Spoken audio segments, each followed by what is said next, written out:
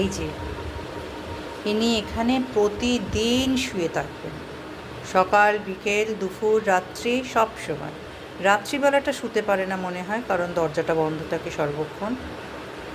দুপুরবেলা, সকালবেলা, বিকেলবেলা যখনই একটু দরজাটা ফাঁক পাবে ঢুকে পড়বে, আর ঢুকে পড়ে এখানে শুয়ে থাকবে। এই যে তুই এখানে শুয়ে আছিস, তোর এতটুকু ভয় ডর নেই? হ্যাঁ কিরে? সে নির্বিকার, নিজের মতো নিজে ঘুমিয়ে যাচ্ছে।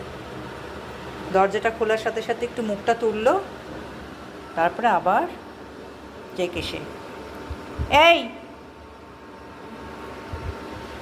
তুই উঠবি না? পশুরা বোঝে কোন মানুষ ওকে ভালোবাসে। সত্যি, মানুষই শুধু বোঝে না মানুষ যে মানুষকে ভালোবাসে।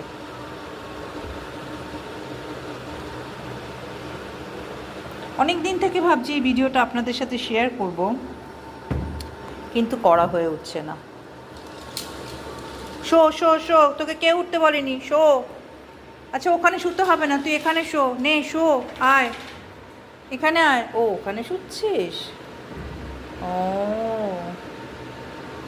শুনু মনু একদম।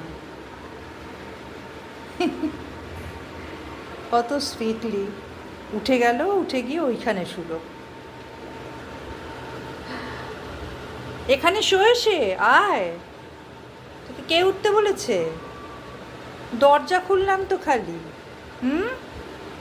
কিরে, আমি তো শুধু দরজা খুলেছি, তোকে কি উঠতে বলেছিস? ও বাবা, কি আহ্লাদি, কি আহ্লাদি।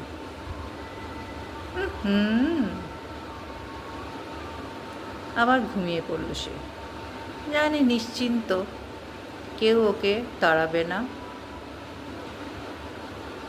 এই তুই আজকে নিচে কি করেছিস নোংরামি? হ্যাঁ তুই করেছিস না তোর সাথীরা করেছে? সমস্ত নোংরাগুলোকে ছড়িয়েছিস। কে করেছে? এই যে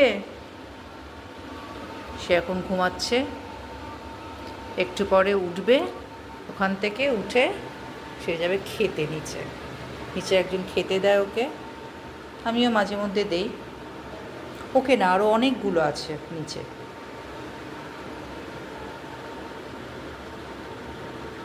চল সবাইকে টাটা করে দে, রাখলাম।